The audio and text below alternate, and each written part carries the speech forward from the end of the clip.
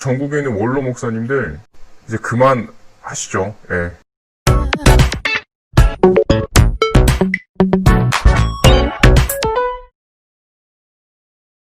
안녕하세요. 기독교 비평가 메멘토몰입니다. 자, 코로나 상황이기도 하고 저도 이리저리 좀 할 일들이 많아서 강제 휴가를 보내게 되었습니다. 그래서 영상을 제대로 올리지 못했습니다. 죄송합니다. 자, 오늘 얘기해볼 주제는 바로 원로 목사 제도에 대한 이야기입니다. 굳이 원로 목사 이야기를 왜 하필 지금 꺼내냐. 코로나 이야기가 더 궁금하고 코로나 속에서 한국교회가 나아가야 할 미래에 대한 이런 이야기를 유튜브에서 많이 하니까 그런 이야기를 좀 해야 되지 않나 싶은데 저는 원로 목사 얘기를 꺼낸다? 자, 여러분, 코로나는 우리가 바꿀 수 있는 게 아니잖아요. 코로나 상황은 지금 우리가 바꿀 수 있는 게 아무것도 없습니다. 그럼 코로나 속에서 한국교회가 본질이 아닌 비본질을 버려야 되는 시기가 오고 있는데, 바꿀 수 있는 걸 바꾸고 살아남기 위해서는 우리가 무가치한 것들을 가지치기를 해야 겨울이 왔을 때 그 나무가 살아있는 것처럼 우리도 살아남을 수가 있는 겁니다. 그 가지치기를 해야 되는 가장 첫 번째 교회 안의 제도를 저는 원로 목사 제도라고 뽑은 겁니다. 이거 가지치기 하지 않으면 뿌리가 이 가지 하나 때문에 희생을 너무 많이 해서 죽게 될 거라는 게 바로 저의 이론입니다. 자, 원로 목사 제도는 솔직히 모든 교회에게 해당되는 이야기는 아닙니다. 대부분 돈이 되거나 아니면 교회 교인이 많거나 아니면 역사가 많이 된 중대형 교회에게 해당이 되는 이야기겠죠. 맞아요. 맞는데 그런데 그런 교회의 많은 예산이 원로 목사들에게 소모되고 있는 게 문제입니다. 또한 이 원로 목사 제도가 한국교회에 아직도 많은 영향력을 끼치고 있고 한국교회가 망하는데 큰 일조를 하고 있기 때문에 이 제도의 수정이 또는 이 제도를 바꾸는 것이 가장 시급합니다. 자, 대형 교회가 망하면 자연스럽게 거기에 빌붙고 있는 작은 교회들도 당연히 따라 망하게 되죠. 그래서 이 제도를 한국 교회를 무너뜨리는 시발점이 되는 제도라고 저는 생각을 해서 지금 이 코로나 시점에 이 제도에 대해서 언급을 하는 겁니다. 그럼 이 원로 목사 제도의 문제가 무엇이냐? 제가 한 3가지 정도로 나눠보겠는데요. 첫 번째가 법의 애매모호성입니다. 자, 한국교회는 2기둥의 교단이 있어요. 여러분, 교단을 구분하고 싶으신 분들이 많은데 교단 구분 따윈 상관없고요. 한국교회 교단은 2가지만 보시면 됩니다. 장로교 통합과 감리교 이 2가지만 보면요, 나머지 교단들은 대부분 다 이해가 돼요. 그럼 이 2 교단의 헌법을 보면요, 원로 목사 제도에서 어떻게 나와 있냐면 한 줄이 조금 넘게 나와 있어요. 통합은 원로 목사에 대한 예우를 이렇게 말하고 있습니다. 교회 형편대로 하세요.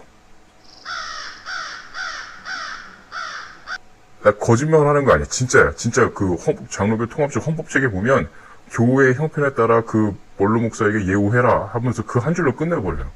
몇 %를 줘라, 어디까지만 해줘라. 이런 조항 없어요. 원로 목사 니네들이 알아서 하라는 거예요. 감리교는 더해. 그냥 은퇴하면 원로 목사래. 그거 끝이야. 한 줄 나와 있어, 한 줄. 그럼 보세요. 교회 형편대라고 하면 자의적 해석이 많이 들어가겠죠. 만약 한 교회 예산이 10억이라고 한번 해보죠. 그러면 원로 목사가 나 형편이 되니까 한 3억만 줘 라고 하면 형편은 돼요. 말은 된다고. 근데 3억 줄 돈은 되는데 그 3억 주면 교회가 엄청난 희생을 해야 되는 거죠.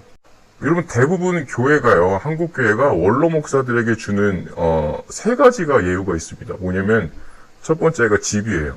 은퇴하시면 아파트에 집을 얻어줘요. 그 명의로, 본인 원로 목사 명의로. 그럼 몇 억 나가죠? 생활비를 제가 알기로는 300만 원 정도, 그 위아래로 한 100, 이렇게 차이 마이너스 플러스야 하지만 어쨌든 기본이 300으로 나가는 걸로 저는 알고 있습니다. 그리고 3번째가 수행비서를 붙여줘요. 죽을 때까지. 그리고 플러스 알파로 더 주든 말든 하죠. 그럼 생각해봐요. 총회장이 은퇴하고 다른 데 가 설교하면 300만 원을 받습니다. 총회장이. 그러니까 증경 총회장이잖아. 은퇴한 총회장이. 그러니까 그거에 비준해서 이 예우를 해주는 겁니다. 그럼 400만 원이라고 치면 1년에 3,600만 원이에요. 원로 목사가 2명이면 7,200만 원이야. 3명이면 1억이 넘어요. 내가 예전에 맡던 부서들도 예산 1억 넘는 부서가 거의 없습니다. 1,000만 원이면 많은 거였어, 1,000만 원. 그러면 부서 10개 준하는 돈을 원로 목사가 받게 되는 거죠. 아니, 솔직히 노년 생활을 하시는 분들한테 그만한 돈을 드린다라는 게 저는 좀 말이 안 된다고 생각을 합니다. 아니, 현역으로 뛰시는 분도 아니고. 내가 아는 교회는 원로 목사가 3명이에요. 4명인가 3명인가. 그 시어머니가 3명 있다고 생각하면 됩니다. 그 두 번째는 원로 목사의 정치 개입입니다. 여러분, 원로 목사가 있는 교회를 가보면 원로 목사가 그 교회 3부 예배를 설교하는 걸 보게 돼요. 아직 쌩쌩하니까 설교하고 싶으니까 3부를 시키는데, 여러분 3부 예배는 대형교회에서 메인입니다. 방송에 나가는 설교예요. 근데 이 후임 목사가, 그 원로 목사 다음 목사가 1부 아니면 4부를 합니다. 2부, 하여튼 비주류 예배를 해요. 근데 내가 듣는 소식통에 의하면 아직도 단임 목사가 있음에도 원로 목사에게 결제를 맡거나 당회장처럼 당회에 나가서 의결권이나 이런 것들을 다 당회장처럼 한다는 얘기를 듣고 있어요. 원로 목사가 뭐 교회를 다 정하고, 원로 목사가 하라는 대로만 하고. 그러니까 단임 목사는, 후임 목사는, 위임으로 온 목사는 바지 사장인 거죠. 근데 그도 그럴 것이 내가 전에 있던 교회에서도 원로 목사가 굉장히 이래저래, 그리고 자기가 뽑았던 수석 장로, 이제 은퇴한 장로죠. 원로 장로 통해서 교회 많은 결정권들에 있어서 개입을 하는 사건들이 많았습니다. 이렇게 되니까 교회의 정치 개입으로서 교회가 혼란스럽고 어지러운 게 많고, 교회가 분쟁이 있는 곳 대부분 보면 원로와 후임의 싸움이 많아요. 네. 실제가 교회 태보입니다. 여러분, 교회 부흥을 이끈 목사의 세대가 80년대 부흥 교회 목사들이에요. 부흥한 교회. 근데 그분들 다 지금 곳곳에 막 심어져 있거든요. 어디 뭐 원로거나 대형교회 목사들이거나 다 원로 목사면 다 그렇습니다. 똑같아요. 그분들의 영향력이 아직도 막강해요. 은퇴하시고도 막 지금 80, 70이지만 영향력이 막강합니다. 내가 아는 라디오 방송, 여러분 기독교 라디오 방송 중에 땡땡땡 방송 있죠? 그 방송을 만든 원로 목사는 자기가 은퇴했는데도 사장이 마음에 안 들면 자기가 자른다 막 이런 얘기를 설교 때 엄청 하고 다니는 걸 제가 직접 듣기도 했습니다. 근데 문제는 이분들이 노인이 되셨다라는 게 문제예요. 여러분, 노인이 되면 뭐예요? 고집이 세지죠. 그걸 변화를 싫어해요. 이 두 가지가 가장 크게 나타나는 것 같아요. 그래서 80년대 교회 모습, 80년대 기독교 방송, 80년대 라디오 스타일로 하나도 변한 게 없습니다. 라디오 방송 중에 그 극땡땡땡 방송은요, 제가 10년 전에 들었던 거하고 똑같은 것 같아요. 변한 게 없어. 그럼 누가 그거를 듣겠냐는 거죠. 새로운 세대들이. 내가 초등학교 들었던 그때하고 전혀 바뀐 게 아무것도 없는 것 같아요. 시대에 지쳐지는 80년대 그 시절에 멈춰버린 교회의 모습으로 있다라는 게 퇴보하고 있다라는 얘기입니다. 한국교회 기독교가 퇴보하고 있다는 것이죠. 그럼 우린 이 문제를 어떻게 해결해야 되냐? 당연히 법으로 해결해야 됩니다. 여러분, 농성하고 이런 게 아니고 법으로 해결해야 돼, 법으로. 헌법을 개정을 해야죠. 원로 목사 법률에 관한 정확한 예우에 대한 상세한 내용, 규칙이 들어가 있어야 됩니다.